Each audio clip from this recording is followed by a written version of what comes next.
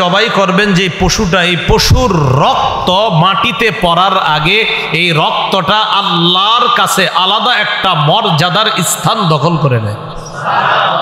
জবাই করছেন, রক্তের ফোঁটাটা জমিনে পড়বে, পড়ার আগে এটা আল্লাহর কাছে আলাদা একটা মর্যাদার স্থান আল্লাহর কাছে নিয়ে নেয়।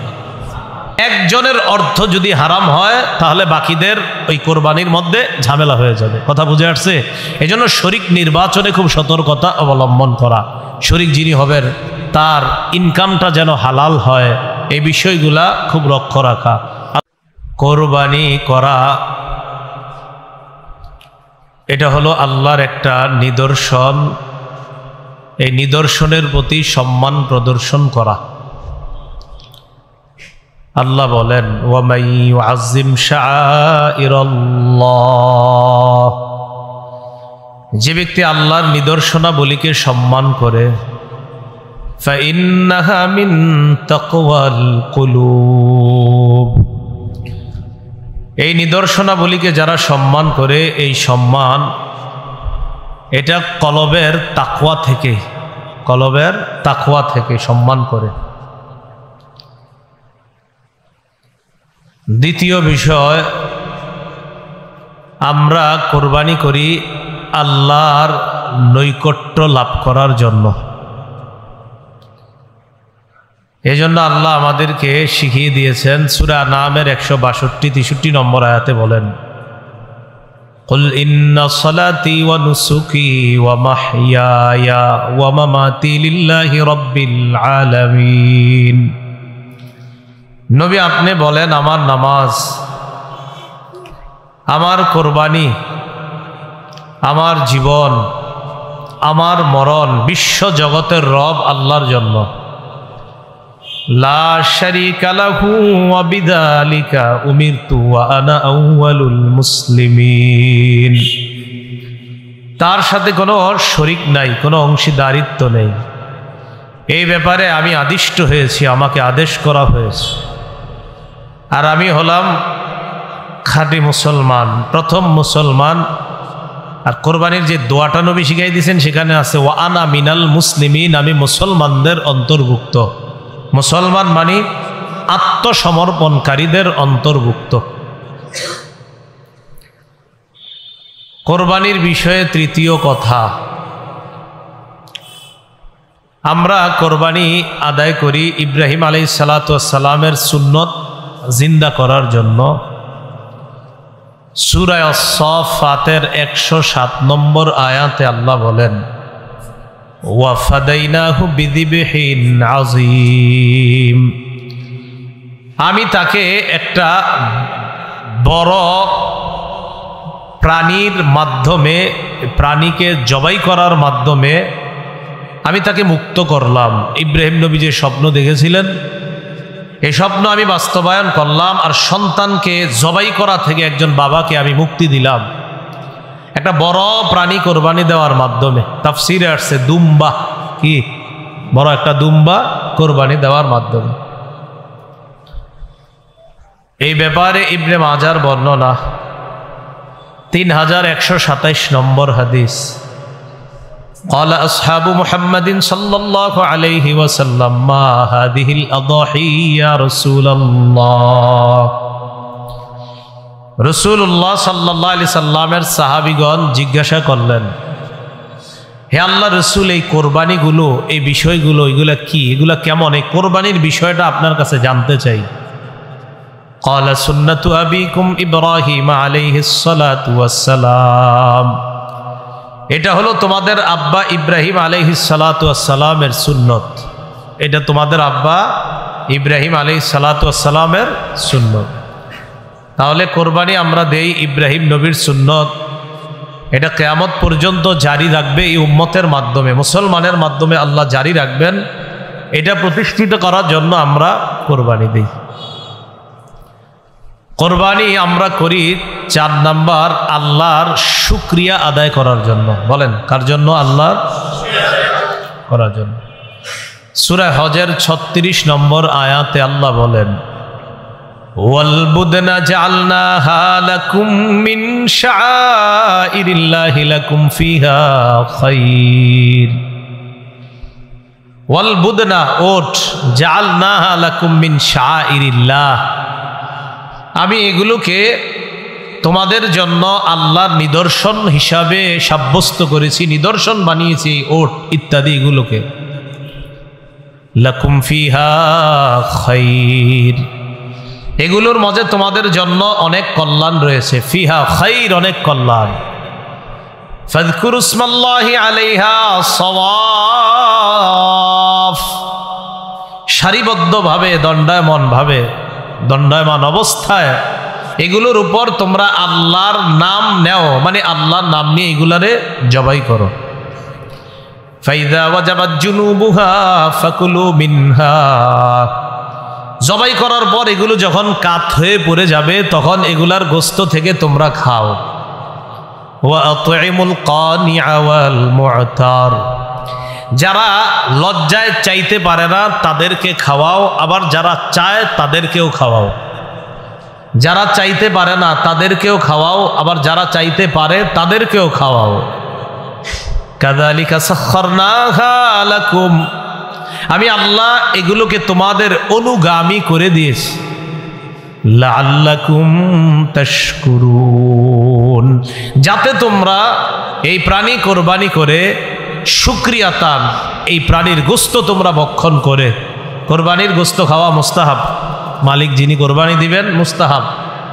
তো এই যে কাজ করলা, এই কোরবানির এই পশু তোমরা জবাই করলা, খাইলা, এই পশু এই জবাই করার বিধান আমি কেন দিলাম? যাতে তোমরা আমি আল্লাহর শুকরিয়া আদায় করতে পারো। আরেকটা কি শুকরিয়া? যে মানুষের পরিবর্তে আমি প্রাণী জবাইয়ের বিধান দিলাম। ছিল তো মানুষ জবাইয়ের বিধান, কিন্তু ইব্রাহিম নবীর মাধ্যমে আমি আল্লাহ এই বিধানটাকে প্রাণী জবাইয়ের বিধানের মাধ্যমে কিয়ামত পর্যন্ত মুসলমানের জন্য এই নিয়ম চালু করলাম, যেন তোমরা কৃতজ্ঞতা আদায় করতে পারো। তাহলে 4 নাম্বার আমরা কোরবানি করি আল্লাহর শুকরিয়া আদায় করার জন্য। 5 নম্বর কোরবানির গুরুত্ব। কোরবানির গুরুত্ব বোঝার জন্য এতটুকুই যথেষ্ট। তিরমিজি শরীফের 1507 নম্বর হাদিস, 1507, এই হাদিসের মধ্যে আসছে আকামা রাসূলুল্লাহ সাল্লাল্লাহু আলাইহি ওয়াসাল্লাম বিল মদিনাতি 10 সিনিনা ইউদহি। রাসূলুল্লাহ সাল্লাল্লাহু আলাইহি সাল্লাম মদিনায় 10 বছর অবস্থান করেছেন, 10 বছর কোরবানি করছেন। এর চেয়ে বড় আর গুরুত্ব কি দরকার? মানে গুরুত্ব কতটা হলে প্রত্যেক বছর কোরবানি করছেন। তাহলে 10 বছর মদিনায় অবস্থান করেছেন, 10 বছর কোরবানি করছেন, গুরুত্ব আছে না নাই? 6 নম্বর কথা, কোরবানির ফজিলত। কোরবানির ফজিলতের কয়েকটা ফজিলত আমরা জানি। প্রথম ফজিলত, কোরবানির দিন কোরবানি করা, পশু জবাই করা, এটার চাইতে উত্তম শ্রেষ্ঠ কোনো এবাদত আল্লাহর কাছে নাই। মানে ফরজ এবাদত নামাজ তো আছে এটার পরে, এই কোরবানি নামক এবাদতের চাইতে উত্তম কোনো এবাদত কোরবানির দিন আর আল্লাহর কাছে নাই। তিরমিজি শরীফের 1493 নম্বর হাদিসের বর্ণনা, قال رسول الله صلى الله عليه وسلم ما عمل آدمي من عمل يوم النحر أحب إلى الله من إهراق الدم। রাসূলুল্লাহ সাল্লাল্লাহু আলাইহি সাল্লাম বলেন, কোরবানির দিন আদম সন্তান যে কোরবানি করে, এই কোরবানি করার চাইতে এত ফজিলতপূর্ণ আমল আর আল্লাহর কাছে নাই। কবে এটা? কোরবানির দিন। ফজিলত নম্বর 2, কোরবানি করবেন যে পশুকে, এই পশুর শিং থাকবে, এই পশুর পশম থাকবে, এই পশুর খুর থাকবে, খুর। তিরমিজির 1493 নম্বর হাদিসের শেষের দিকে রাসূল সাল্লাল্লাহু আলাইহি সাল্লাম বলেন, ওয়া ইন্নাহা লাতাতি ইয়াউমাল কিয়ামাতি বিকুরুনিহা ওয়া আশআরিহা ওয়া আজলাফিহা। রাসূলুল্লাহ সাল্লাল্লাহু আলাইহি সাল্লাম বলেন, কোরবানির জানোয়ার কিয়ামতের ময়দানে তার শিং, তার পশম এবং তার খুর নিয়ে কিয়ামতের ময়দানে উপস্থিত হবে ওই বান্দার পক্ষে যিনি কোরবানি দিয়েছেন তার সাক্ষী হওয়ার জন্য। এটা একটা হতে পারে। আরেকটা, ওই বান্দা যে উপস্থিত হবে, যে বান্দা কোরবানি করছে তিনি যে উপস্থিত হবে, তাকে আল্লাহ পাক রব্বুল আলামিন ওই শিং, পশম, খুর ইত্যাদি সবগুলার বিনিময়ে যে আমলনামা দিবে, এই আমলনামা নিয়ে কিয়ামতের ময়দানে উপস্থিত হবে। وَإِنَّ الدَّمَ لَيَقَعُ مِنَ اللَّهِ بِمَكَانٍ قَبْلَ أَن يَقَعَ عَلَى الْأَرْضِ। কোরবানি জবাই করবেন যে পশুটা, এই পশুর রক্ত মাটিতে পড়ার আগে এই রক্তটা আল্লাহর কাছে আলাদা একটা মর্যাদার স্থান দখল করে নেয়। জবাই করছেন, রক্তের ফোঁটাটা জমিনে পড়বে, পড়ার আগে এটা আল্লাহর কাছে আলাদা একটা মর্যাদার স্থান আল্লাহর কাছে নিয়ে নেয়। ফজিলত নম্বর 3, কোরবানি যেই জানোয়ারটা আমরা জবাই করি এটার প্রত্যেকটা পশমের বিনিময়ে একটা নেকি দেওয়া হয়। ইবনে মাজার 3127 নম্বর হাদিসের বর্ণনা, অংশ বিশেষ বর্ণনা। ক্বালু ফামা লানা ইয়া রাসূলুল্লাহ ক্বালা বিকুল্লি শা'রাতিন হাসানা। قالوا فما الصوف يا رسول الله قال بكل شعرة من الصوف حسنة। সাহাবায়ে কেরাম আল্লাহ রাসূলকে প্রশ্ন করলেন, হে আল্লাহ রাসূল সাল্লাল্লাহু আলাইহি ওয়াসাল্লাম, আমরা যে কোরবানি করি আমাদের কি ফজিলত আছে এটা করার মধ্যে? নবীজি বললেন, বিকুল্লি শা'রাতিন হাসানা, প্রত্যেকটা পশমের বিনিময়ে একটা নেকি। তো এবার যে গরুটা কিনবেন, গুনলেন কয়টা পশম নাকি? হ্যাঁ, গনতে পারবেন? তাহলে কি পরিমাণ সওয়াব! সুবহানাল্লাহ। ক্বালু ফামা লানা ইয়া রাসূলুল্লাহ, সাহাবীগণ প্রশ্ন করলেন, হুজুর কি সওয়াব হবে? নবীজি বললেন, বিকুল্লি শা'রাতিন হাসানা, প্রত্যেকটা পশমের বিনিময়ে একটা করে নেকি দেওয়া হবে। ক্বালু ফামা সুফু ইয়া রাসূলুল্লাহ, আল্লাহ নবী আপনার কাছে জানতে চাই, কিছু পশু আছে এমন যেই পশুগুলা তুলনামূলকভাবে অন্যান্য পশুর চাইতে অনেক বেশি পশম হয়, অনেক বেশি পশম হয়। বেড়া, হ্যাঁ, তো খালি পশম আর পশম। গরু তো আপনার পশম কম, কথার কথা, ওইগুলার তুলনায়। হুজুর যেগুলা শুধু পশম আর পশম শরীরের মধ্যে, ওই প্রাণী, নবীজি বললেন তো কি হয়েছে পশম থাকলে? বিকুল্লি শা'রাতিন মিনাস সুফ, যেগুলার পশম বেশি, ওই বেশি প্রত্যেকটা পশমের বিনিময়ে সওয়াব দেওয়া হবে। সাহাবায়ে কেরাম মানে অবাক হয়ে প্রশ্ন করছে, হুজুর বুঝলাম যে গরু ইত্যাদি আগর শরীরে পশম থাকে মোটামুটি, কিন্তু এরকম না যে অনেক বেশি বেশি বড় হয়ে আছে, এমন না তো। কিন্তু কিছু প্রাণী তো আছে চারোদিকে খালি পশম আর পশম, খুব বেশি। এদের নবীজি কয় সমস্যা নাই, যত পশম তত নেকি। এ হলো 3 নম্বর ফজিলত। ফজিলত নম্বর 4, আল মুস্তাদরাক লিল হাকিম নামে একটা কিতাব আছে, হাদিসের এই কিতাবের বর্ণনা। ফাতেমা রাদিয়াল্লাহু তাআলা আনহাকে রাসূলুল্লাহ সাল্লাল্লাহু আলাইহি ওয়াসাল্লাম বললেন, ফাতেমা তুমি যে কোরবানি করো, এই কোরবানির কি ফজিলত জানো? ফাইন্না লাকি বিআউয়ালি কাতরাতিন তাকতুরু মিনাদ দাম। রাসূলুল্লাহ সাল্লাল্লাহু আলাইহি ওয়াসাল্লাম বলেন, ফাইন্না লাকি বিআউয়ালি কাতরাতিন মিনাদ দাম ইউগফারু লাকি মা সালাফা মিন যুনুবিক। ফাতেমাকে বললেন, ফাতেমা কোরবানির পশুর যেই রক্তের ফোঁটাটা পড়ে, প্রথম ফোঁটাটা পড়ার আগেই তোমার আগের যত গুনাহগুলা অতিক্রম হয়েছে, অতিবাহিত হয়েছে, ওই গুনাহগুলা ক্ষমা করে দেওয়া হয়। ফাইন্না লাকি বিআউয়ালি কাতরাতিন তাকতুরু মিনাদ দাম ইউগফারু লাকি মা সালাফা মিন যুনুবিক। অতীতে তোমার যে গুনাহগুলা, এই গুনাহগুলা প্রথম ফোঁটার সাথে সাথেই ক্ষমা করে দেওয়া হয়।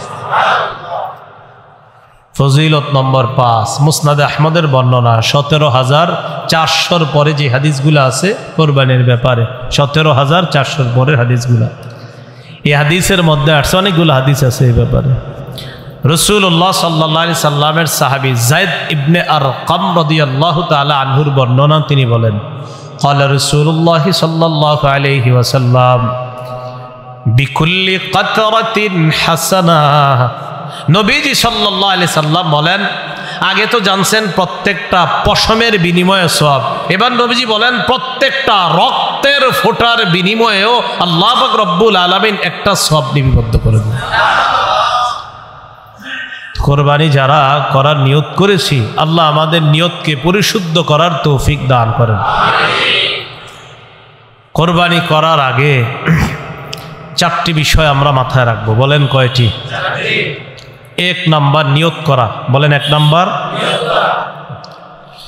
দুই নম্বর, আমরা যারা কোরবানি করব হালাল টাকা দিয়ে কোরবানি করব। কি টাকা দিয়ে? তিন নম্বর, শরীয়ত মোতাবেক কোরবানি করব। শরীয়ত মোতাবেক, আপনি মন মতো মানে শরীয়ত বলছে বিসমিল্লাহ বলতে, আল্লাহ আকবার বলতে, দোয়া পড়তে, না আপনি কইলেন আমি পড়বো না, কি হয়েছে না পড়লে, এরকম না, শরীয়ত যেভাবে বলছে ওভাবে। চার নম্বর, আমরা কোরবানি যখন করব কাউকে দেখানোর জন্য করব না, আমি আল্লাহর জন্য করতেছি, ব্যাস। কয়টা কথা? এক নম্বর নিয়ত শুদ্ধ, দুই নম্বর হালাল টাকা, তিন নম্বর মোতাবেক, চার নম্বর কাউকে দেখানোর জন্য না। এক নম্বর নিয়ত শুদ্ধ করা। সহিহ বুখারীর শুরু হাদিস, ক্বালা রাসূলুল্লাহ সাল্লাল্লাহু আলাইহি ওয়াসাল্লাম, ওমর ইবনুল খাত্তাব রাদিয়াল্লাহু তাআলা আনহুর বর্ণনা, রাসূলুল্লাহ সাল্লাল্লাহু আলাইহি সাল্লাম বলেন, ইন্নামাল আ'মালু বিন্নিয়াত। আমলের প্রতিদান নির্ভর করে নিয়তের উপর। আমলের প্রতিদান নির্ভর করে কিসের উপর? পরিশুদ্ধ নিয়তের উপর আমলের প্রতিদান নির্ভর করে। এজন্য মনে রাখবেন, কোরবানির আগে প্রথম শর্ত নিয়ত শুদ্ধ করা। নিয়ত কি করা? শুদ্ধ করা। তাই শরীকে কোরবানি দিতে খুব সতর্কতা অবলম্বন করা। চারজন শরীকে দিচ্ছেন, তিনজন দিচ্ছেন, একজনের নিয়তে যদি ঝামেলা হয়, হ্যাঁ, সর্বনাশ হয়ে যাবে। পারেন একা দেন, না পারলে শরীকে দেন, বাকি শরীক যাদেরকে নিবেন তাদের যেন নিয়তটা শুদ্ধ থাকে। একা দিলে একটা লাভ হইলো, নিয়ত ভালো হইলে এটাও আপনি জানেন, খারাপ হইলে এটা আপনি জানেন, আর কেউ জানবে না। টাকা হালাল কিনা এটা আপনি জানেন, আর টাকা হারাম কিনা এটা আপনি জানেন। যা হবার সব আপনার একার হবে। আর চার পাঁচ জনে দিলে একজনের অর্থ যদি হারাম হয় তাহলে বাকিদের ওই কোরবানির মধ্যে ঝামেলা হয়ে যাবে। কথা বুঝে আসছে? এই জন্য শরীক নির্বাচনে খুব সতর্কতা অবলম্বন করা। শরীক যিনি হবেন তার ইনকামটা যেন হালাল হয়, এই বিষয়গুলা খুব লক্ষ্য রাখা। আল্লাহ কথাগুলা বুঝার তৌফিক দান করেন। শরীকে কোরবানি দেওয়া জায়েজ আছে। তিরমিজি শরীফের 1502 নম্বর হাদিসের বর্ণনা, আন জাবির ইবনে আব্দুল্লাহ রাদিয়াল্লাহু তাআলা আনহু قال نحرنا مع رسول الله صلى الله عليه وسلم عام الحديبية البدنة عن 7 والبقرة عن 7। জাবির ইবনে আব্দুল্লাহ রাদিয়াল্লাহু তাআলা আনহু বলেন, হুদাইবিয়া যুদ্ধের দিন আমরা রসুলের সাথে কোরবানি করেছি। 7 জনের পক্ষ থেকে একটা ওট জবাই করেছি, 7 জনের পক্ষ থেকে গরু জবাই করেছি। 7 জনের পক্ষ থেকে ওট জবাই করছি, 7 জনের পক্ষ থেকে গরু। তিরমিজি শরীফের 1502 নম্বর হাদিস। 1490 পরে সব কোরবানির ব্যাপারে হাদিসগুলা 1490, 91, 92, 1500, 1, 2, 3 তিরমিজির সব কোরবানির ব্যাপারে। মুসলিম শরীফে বর্ণনাটা আছে, একই সাহাবীর বর্ণনা, জাবির ইবনে আব্দুল্লাহর বর্ণনা। তিনি বলেন, আমরা কোরবানি করেছি, আমরা ওট 7 জনের পক্ষ থেকে করেছি, গরু 7 জনের পক্ষ থেকে করেছি। তো যাই হোক, শরীকে কোরবানি দিতে সতর্কতা অবলম্বন করা।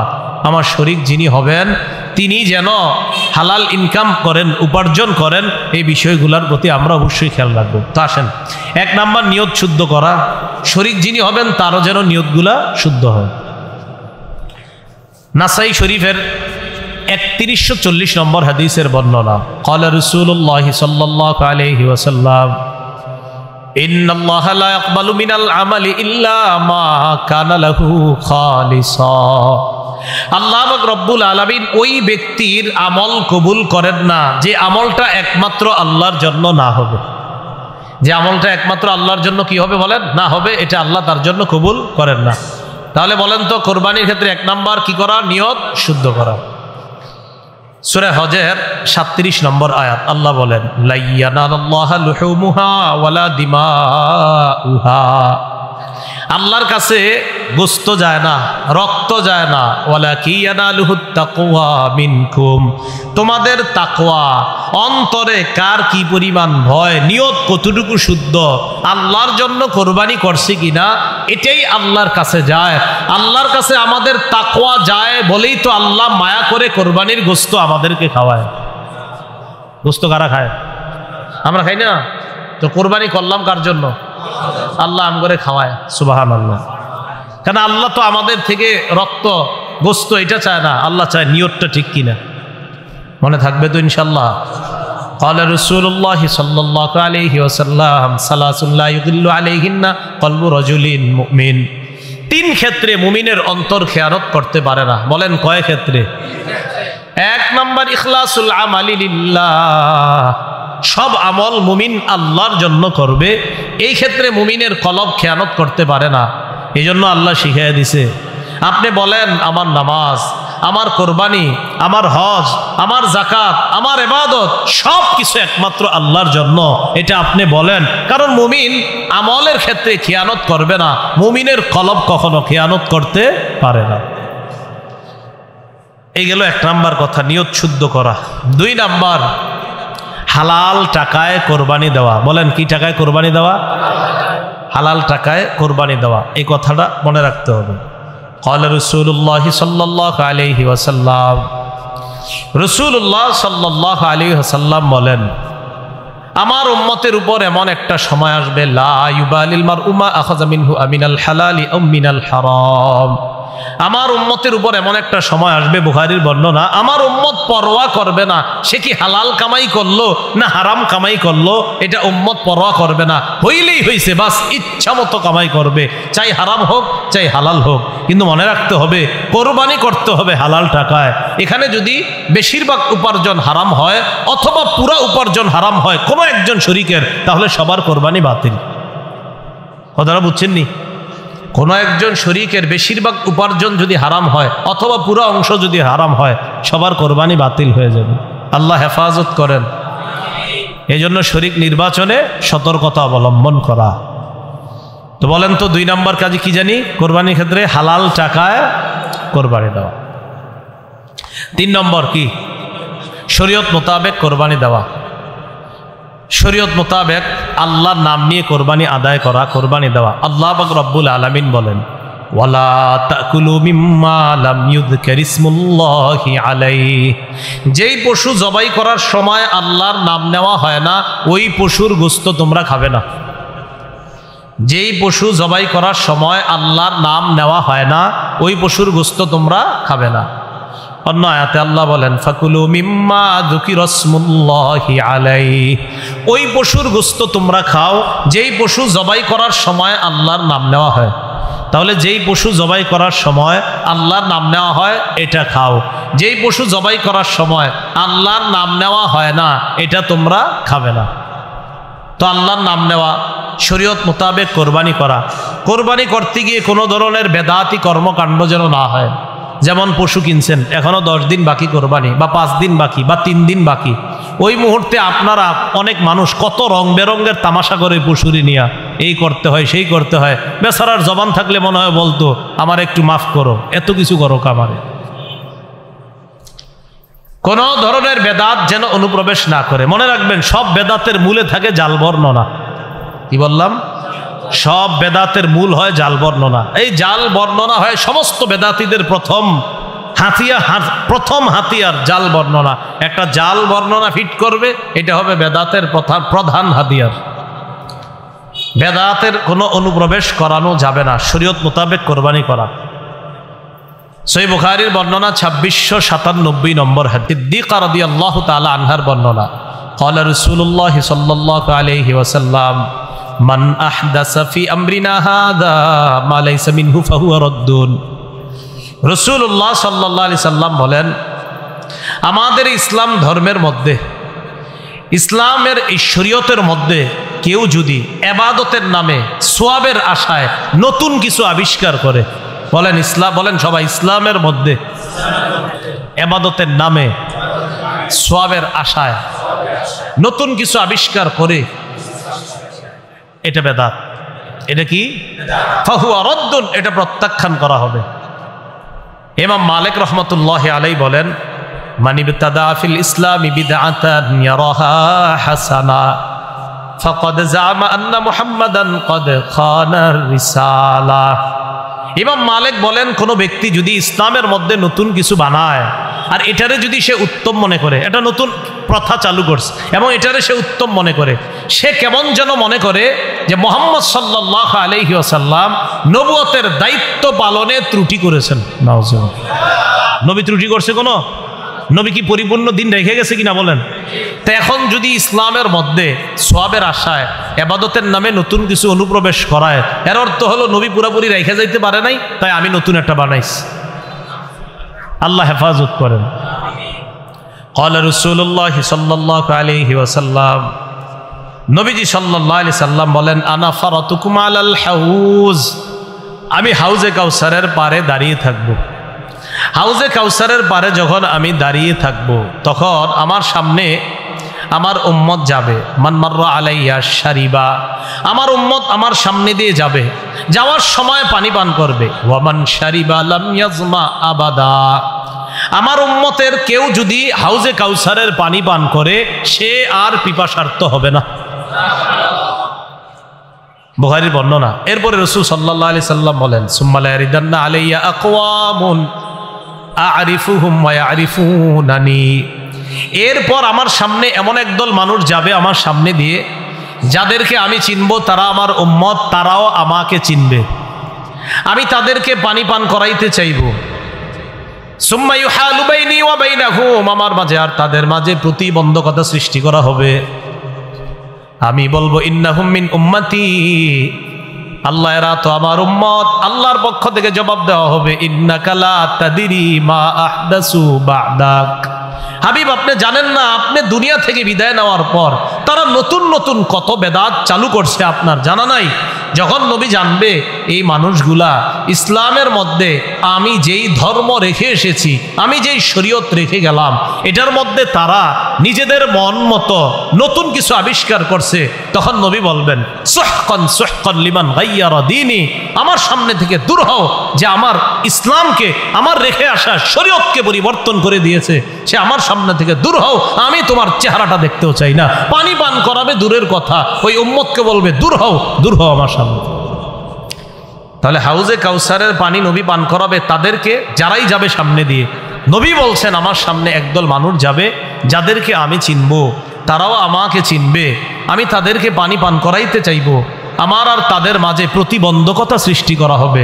আমি বলবো, ইন্নাহুম মিন উম্মতি, তারা তো আমার উম্মত। জবাব দেওয়া হবে, ইন্নাকা লা তাদরি মা আহদাসু বা'দাক, আপনি জানেন না, আপনি দুনিয়া থেকে চলে আসার পর তারা কত নতুন কিছু আবিষ্কার করছে।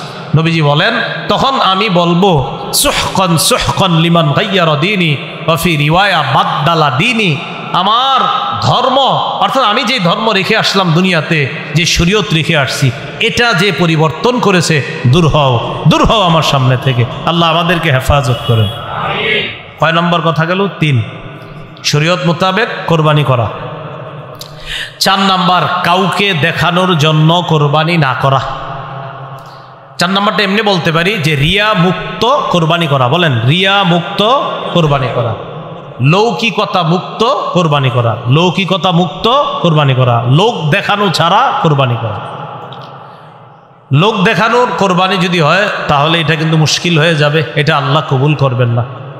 তিরমিজি শরীফের লম্বা হাদিস, 2382 নম্বর হাদিস, এই হাদিসের মধ্যে আসছে রাসূলুল্লাহ সাল্লাল্লাহু আলাইহি ওয়াসাল্লাম 2380, 2381, 82, 2383 এই হাদিসগুলো সব রিয়ার ব্যাপারে। রাসূল বলেন, মাইয়ুরাই ইউরাইল্লাহ ওয়া মাইয়ুসাম্মি ইউসাম্মিহুল্লাহ, যে কাউরে দেখানোর জন্য কোনো আমল করে, কিয়ামতের মাঠে আল্লাহ তারে দেখায়া দিবেন। মানে এই রিয়ার পরিবর্তে যে গজব আল্লাহ দিবেন সেটাও সে দেখতে পাবে। ওমাইয়ুসাম্মি, যে মানুষকে শোনানোর জন্য কিছু করে, যে মানুষ আমারে বলবে আমি শাইখুল হাদিস, আমি বড় মুহাদ্দিস, এটা আমারে বলবে, আল্লাহ কিয়ামতের ময়দানেও তাকে ভয়ঙ্কর কিছু শুনিয়ে দিবেন। বলেন নাউজুবিল্লাহ। রিয়া করা যাবে না, দেখানো যাবে না। তো তিরমিজি শরীফের 2382 নম্বর হাদিস, এই হাদিসের মধ্যে রাসূলুল্লাহ সাল্লাল্লাহু আলাইহি সাল্লামের সাহাবী আবু হুরায়রা রাদিয়াল্লাহু তাআলা আনহুর বর্ণনা। এই হাদিসের বর্ণনাকারী উকবাহ ইবনে আমির তিনি বলেন, আন্না শুফাই আল আসবাহি দাখালা আল মাদিনাতা ফাইদা হুয়া বিআবি হুরায়রা রাদিয়াল্লাহু তাআলা আনহু ওয়াকাদ ইজতামা আলাইহিন নাস। একজন বিখ্যাত তাবিঈ নাম শুফাই আল আসবাহি, তিনি মদিনায় আসলেন। আসার পর তিনি দেখেন রাসূলের সাহাবী আবু হুরায়রা রাদিয়াল্লাহু তাআলা আনহু এক জায়গায় বসা, মানুষ তাকে ঘেরাও করে আছে, মানুষ তার চারপাশে একত্রিত হয়েছে। ওয়া হুয়া ইউহাদ্দিসুন নাস, তিনি মানুষকে হাদিস পড়াচ্ছেন। সুবহানাল্লাহ, হাদিস শোনাইতেছে রাসূলের। ফাদানাউতু মিনহু হাত্তা ক্বাদতু বাইনা ইয়াদাইহি, আমি আবু হুরায়রার কাছাকাছি গেলাম, তার পাশে বসলাম।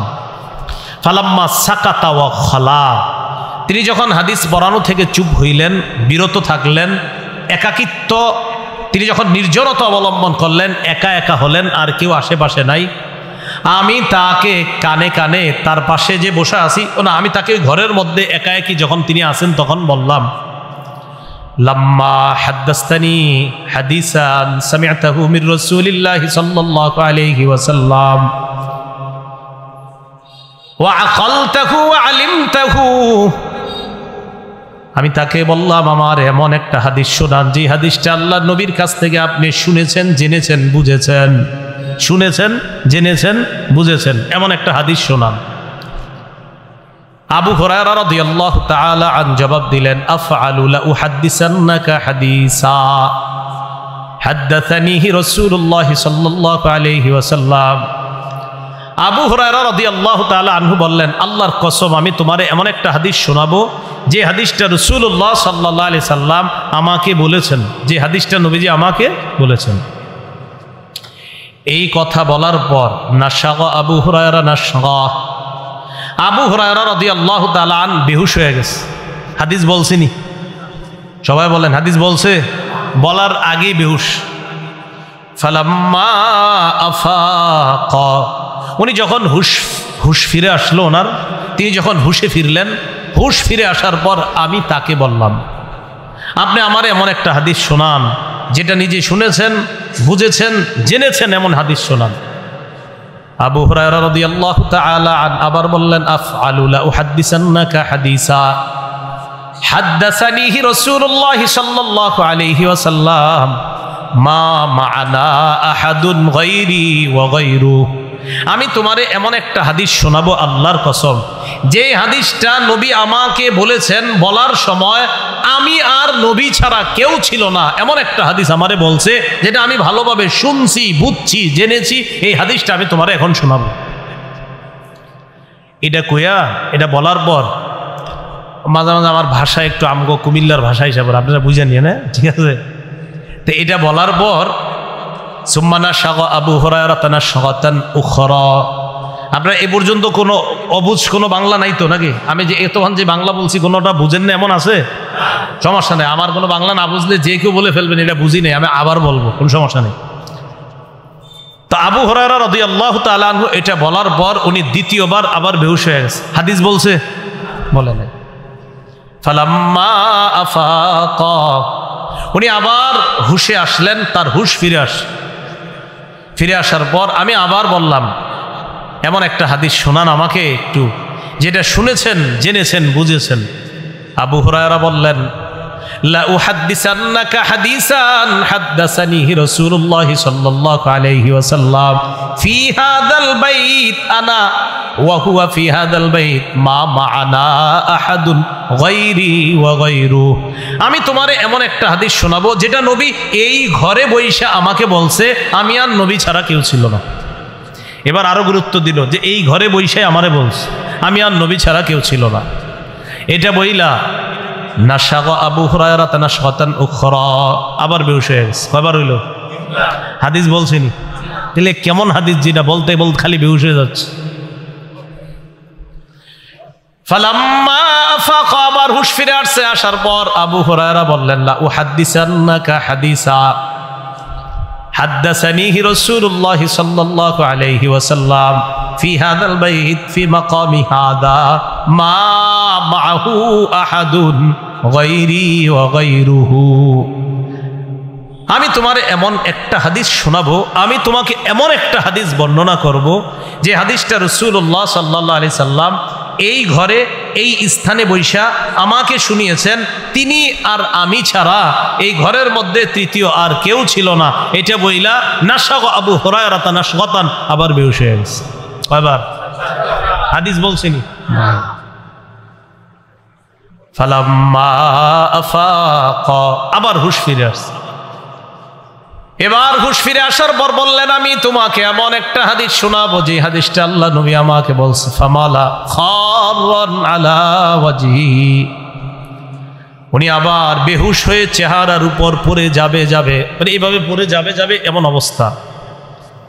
আসনাতুহু, আমি তাড়াতাড়ি ওনাকে ধরলাম, আমার সাথে টেক লাগায় বসাইলাম, তবিলা, লম্বা সময় ধরে রাখছি যেন আর না পড়ে, মোটামুটি উনি স্বাভাবিক অবস্থায় যেন ফিরে আসে, কারণ বারবার বললেই তো বেহুশ হয়ে যাচ্ছে। এবার ধরে রাখলাম। এক পর্যায়ে আমি তাকে বললাম, আপনি মেহেরবানি করে হাদিসটা বলেন, বলতে পারছেন না কেন? আবু হুরায়রা রাদিয়াল্লাহু তাআলা আনহু বললেন, কিয়ামতের ময়দানটা যখন আল্লাহ কায়েম করবেন, কোন ময়দান বলেন তো? আল্লাহ যখন বিচার ব্যবস্থা কায়েম করবেন, যখন বিচার করবেন, আউয়ালু মাইয়াদউ রাজুলুন জামাআল কুরআন, প্রথম আল্লাহ ডাক দিবেন ওই ব্যক্তিকে, ওই আলেমকে, যে আলেম কোরআন হাদিসের বিদ্যা অর্জন করছে, তারে ডাকবে, আসো। আলেমকে ডাকার পর আল্লাহ বলবেন, আলাম উআল্লিমকা আলা মা আনজালতু আলা রাসূলি ফামাযা আমিলতা ফিমা উল্লিমতা, আমি কি তোমাকে ওই বিদ্যা শিক্ষা দেই নাই যে বিদ্যা আমি আমার হাবিবের উপর নাজিল করেছিলাম? আমি কি তোমাকে ওই বিদ্যা শিক্ষা দেই নাই যে বিদ্যা আমি আমার হাবিবের উপর নাজিল করেছি? ওই বিদ্যা কি আমি তোমারে শিখাই নাই? জবাব দিবে, বালা, জি রব, আপনি আমারে শিখাইছেন। তো কি করছো? আমল করছো শিক্ষা অনুযায়ী? জবাব দিবে, আকুমু বিহি আনা আল-লাইলি ওয়া আনা আন-নাহার, আমি সকাল সন্ধ্যা আমল করছি, আমি কোরআন প্রচার করছি, হাদিস প্রচার করছি, এরকম বলবে। যেমন মনে করেন আমি যদি কই, আল্লাহ আমি দিনের বেলা ক্লাস করছি, রাতের বেলা হাদিস প্রচার করছি, তো এরকম মনে করেন একজন আলেম বলবে, আল্লাহ আমি দিন রাত শুধু কোরআন হাদিস প্রচার করছি। আল্লাহ বলবে, হ্যাঁ ঠিকই করছো, কেন করছো? বলবে আপনারই খুশি করার জন্য। আল্লাহ বলবে, না কাযাবতা, তুমি মিথ্যা বলছো, সব ঠিক কিন্তু তুমি মিথ্যা কথা বলছো। তুমি কি বলছো? মিথ্যা কথা। এবার আপনাদেরকে মাঝে মাঝে যদি বলি, পোস্টারে বেশি কিছু লিখেন না, আপনারা তো টাইটেল লাগাইতে আখেরাত বরবাদ করে দেওয়ার চেষ্টা করেন হুজুরদের। হ্যাঁ, আল্লামা ওমক ওমক বলতে বলতে আসল নামই দিই মাঝে মাঝে খুঁজে পাই না, আমি কে দেখি, আমি এরকম। হ্যাঁ, আল্লামার ব্যাপারে তো আমি কঠোরতায় যাচ্ছি। আগামীতে আল্লামা লেখা থাকবে, ওই মাহফিল ক্যান্সেল হয়ে যেতে পারে, একদম সরাসরি ক্যান্সেল। আল্লামা লিখবেন, কে পছন্দ করে সেটা যার যার ব্যাপার। আমার নামের শুরুতে আল্লামা লিখবেন, মাহফিল ক্যান্সেল টোটাল, সাথে কোনো ওজর, আপত্তি, পরামর্শ, সুপারিশ কোনো কার্যকরী হবে না। যেটা আমি পছন্দ করি না, কেন লিখবেন এটা? আপনি এটা লিখবেন না। হাফিজুল হাদিস লিখলে ক্যান্সেল তো হবেই মাহফিল, ভবিষ্যতে আর কোনোদিন পাবেন না। আল্লামা লিখলে মাহফিল ক্যান্সেল, আর হাফিজুল হাদিস লিখলে ভবিষ্যতে আর পাবেন না। মাথা রাখবেন, এই ভুলেও লেখেন না, এই কাজ ভুলেও করেন না। আল্লাহর হস্তে আল্লামা লিখবেন না, হাফিজুল হাদিস লিখবেন না, এগুলো লিখবেন না, ভুলেও লেখেন না। আল্লাহ কথাগুলো আমল করার তৌফিক দান করেন। তো আল্লাহ বলবে, কি করছো? সকাল সন্ধ্যায় কোরআন হাদিস প্রচার করছি, আল্লাহ আমল করছি কোরআন অনুযায়ী, হাদিস অনুযায়ী, আপনি যে বিদ্যা শিক্ষা দিচ্ছেন বিদ্যা অনুযায়ী। আল্লাহ বলবে, মিথ্যা কথা বলছো। ওয়াতাকুলু লাহুল মালাইকাতু কাযাবতা, ফেরেশতারা বলবে সাথে সাথে, জি তুমি মিথ্যাবাদী। ফেরেশতারা বলবে, তুমি মিথ্যাবাদী। ফাসুহিবা বিহি আলা ওয়াজহিহি, মাথাটা নিচের দিকে দিয়ে, পাগুলা উপরের দিকে দিয়ে, ধাক্কা মারতে মারতে জাহান্নামের দিকে হেঁচড়াইতে নেওয়া হবে। যাও। 2 নাম্বার ডাক দিবে, রাজুলুন কুতিলা ফি সাবিলিল্লাহ বা রাজুলুন সাহিবুল মাল, সম্পদওয়ালাকে ডাক দিবে। ডাক দেওয়ার পর বলবে, আলাম ওয়াসি আলাইকা, আমি কি তোমারে কোটিপতি বানাই নাই, প্রচুর সম্পদ দান করি নাই? যে আল্লাহ দান করছেন। আমি যেই বিধান দিয়েছিলাম, বিধান পালন করেছো কিনা? হ্যাঁ মাওলা পালন করেছি। কি করছো? কাসিলুর রহিম, আমি আমার রক্তের সম্পর্ক রক্ষা করেছি। আর আতাসাদ্দাকু, আমি দান সদকা করতাম। আল্লাহ বলবে কেন করছিলা? আপনারে খুশি করার জন্য না। কাযাবতা, এই জায়গায় তুমি মিথ্যা কথা বলছো। করছো ঠিক আছে, কিন্তু এই জায়গায় মিথ্যা কথা বলছো। তুমি আমারে খুশি করার জন্য করো নাই। জানো আগামীকাল ফেসবুকে তোমার ছবি আসে, তুমি 70 জনকে দান করছো, এই জন্য করছিলা। কি ঠিক? হ্যাঁ, এই অ্যালার্জি থেকে যে কবে মুক্ত হবে সমাজ আল্লাহ জানে। মশারি দিতেছে, এটাও ফেসবুকে আসতেছে। আপনার মশারি ফেসবুক, মানে যেটাই দিচ্ছি আমি, বেচারা একজনরে একটা মশারি দিবে, 14 জন ছবি তুলতেছে। একটা মশারি, একটা গামছা, একটা লুঙ্গি। কথার কথা যদি ঠিক আছে, আসলে যদি সহি শুদ্ধ নিয়তে দেয় তাহলে তো ঠিক আছে, ফেসবুকে দিলেও ঠিক আছে যে না নিয়ত শুদ্ধ। কিন্তু ঘটনা চক্রে যদি আপনার মাকসাদ হয় না মানুষ দেখুক, তো অবস্থাটা হবে কি? কথাটা বুঝছেন নি? মানে মূল কথা মানুষ দেখে আমারে বাহবা দিবে, এটা যেন না হয়। এটা হলো মূল কথা। তো কেন সৎকা করছো? তখন বলবে আল্লাহ আমি তো করছি এই জন্য আপনার জন্য। বললো না, মিথ্যা কথা। লিউকল, যেন তোমাকে বলা হয় ইন্নাহু জাওয়াদ ফুলানুম জাওয়াদ, ওমকে বড় দানশীল, উত্তর পাড়ার ওমকে বড় দানশীল। তুমি এই নিয়তে দান করেছিলা। অখতকিল, দুনিয়াতে এই বাহবা তুমি প্রচুর অর্জন করেছো। তো যাদের বাহবা দরকার ছিল এটা তো তুমি পেয়ে গিয়েছো। আমি রবের জন্য তো তুমি কিছু করো নাই, তো কি করা? মাথাটা নিচে, পা উপরের দিকে দিয়ে হ্যাচরাইতে জাহান্নামে নিক্ষেপ করো। কথাগুলো পুরোটা বুঝবেন। মানে মূল কথা, আমি যা করছি সেটা কার জন্য হতে হবে? হ্যাঁ, এটা যদি না হয় আল্লাহ বলবে তুমি তো আমার জন্য করো নাই। তুমি করছো, তুমি দান করছো, তুমি সব করছো, কিন্তু করছো কার জন্য? এবার ডাক দিবে আল্লাহ, রজুলুন কুতিলা ফি সাবিলিল্লাহ, আল্লাহ রাস্তার মুজাহিদকে, আসো তোমারে আমি জিহাদ করার তৌফিক দিছি। কেন করছো? কয় কাতালতু হাত্তা কুতিলতু, আল্লাহ আমি লড়াই করতে করতে শহীদ হয়ে গেছি। আল্লাহ বলবে কেন? আপনারে খুশি করার জন্য। আল্লাহ বলবে না, দুনিয়াতে তোমার এই নিয়ত ছিল না, তোমার নিয়ত ছিল আমারে সবাই বীর বাহাদুর বলবে, তুমি এই জন্য করছিলা। তো দুনিয়াতে বাহবা দিছে, তোমারে বীর বাহাদুর বইলা পত্রিকায় তোমার ব্যাপারে প্রচুর লেখা হয়েছে, তুমি বীর, তুমি বাহাদুর, সব। তুমি আমার জন্য এটা করো নাই, তো যেহেতু করো নাই অতএব আমার কাছ থেকে কিছু পাওয়ার আশা কিভাবে করো? যাও জাহান্নামে যাও। বুঝে থাকলে বলেন কোরবানি কার জন্য? আবু হুরায়রা বলেন উলাইকা সালাসাতুল্লাতি তুসাআরু বিহিমুন নার, এই 3 রিয়াকারী আমলের মাধ্যমে জাহান্নামের আগুন প্রজ্বলিত করা হবে। এর মধ্যে প্রথম জন যেহেতু আলেম, আর আবু হুরায়রা রাদিয়াল্লাহু তাআলা তিনি ছিলেন একজন বিখ্যাত আলেম, এজন্য ইনি এই হাদিস বলতে গিয়ে বারবার বেহুশ হয়ে যাচ্ছিলেন, বলতে পারছিলেন। বলেন কোরবানি 1 নম্বর নিয়ত শুদ্ধ করা, 2 নম্বর মাল হালাল হওয়া, 3 নম্বর শরীয়ত মোতাবেক, 4 নম্বর হ্যাঁ আল্লাহর জন্যই কোরবানি করা। আল্লাহর জন্য কি করা? কোরবানি। তো হাদিস দ্বারা বোঝা যায় কিয়ামতের ময়দানে শুধু এদেরকে ডাকবে এমন না, এরকম যারা আমল করছে এই শ্রেণী বিভিন্ন শ্রেণীকে বলবে যে তুমি ওটা কেন করেছো বলো, তো বলবে আল্লাহ এই জন্য করি। আল্লাহ বলবেন না, আমার জন্য করো নাই। পুরা আলোচনাটা বুঝে থাকলে বলেন আমার নামাজ কার জন্য হবে? হজ জাকাত কোরবানি কার জন্য হবে? আমার জীবন কার? আমার মৃত্যু দিবেন কে? এটাই ইব্রাহিম নবীকে আল্লাহ বললেন আসলিম, আপনি সারেন্ডার করেন, আত্মসমর্পণ করেন। সূরা বাকারাতে আল্লাহ বলেন 131 নম্বর আয়াত, ইব্রাহিম নবী বললেন আসলামতু লিরাব্বিল আলামিন, আমি বিশ্ব জগতের রবের সামনে নিজেকে সঁপে দিলাম। এই জায়গায় কার কথা বলছে? না, এই জায়গায় কার কথা? ইব্রাহিম নবীর কথা। এবার সূরা ওয়াস-সাফফাতের মধ্যে যান 102 থেকে 107 নম্বর আয়াত, ওখানে দেখবেন 2 বাবা আর সন্তান, ইব্রাহিম নবী, ইসমাইল নবী, এই 2 জনের কথা আল্লাহ বলছে। ফালাম্মা আসলামা, তারা 2 জন যখন আল্লাহর কাছে আত্মসমর্পণ করলেন।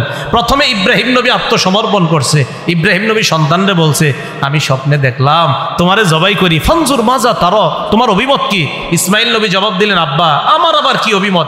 ইফআল মা তুমার, রব যা বলছে তাড়াতাড়ি পালন করে দিন। তো আল্লাহ তখন বললেন ফালাম্মা আসলামা, প্রথমে আল্লাহ বলছে ইব্রাহিম নবী আত্মসমর্পণ করছে, এবার আল্লাহ বলছে ইব্রাহিম ইসমাইল বাবা এবং সন্তান দুজন আমি আল্লাহর জন্য 100% পরীক্ষায় সফলতার জন্য আমার সামনে আত্মসমর্পণ করছি। তাহলে আমরা সবাই কোরবানি করব কার জন্য? আমরা সবাই আল্লাহর কাছে আত্মসমর্পণকারী, ঠিক না? আল্লাহ আমাদের সকলকে যে কথাগুলো শুনলাম বললাম আমল করার তৌফিক দান করেন।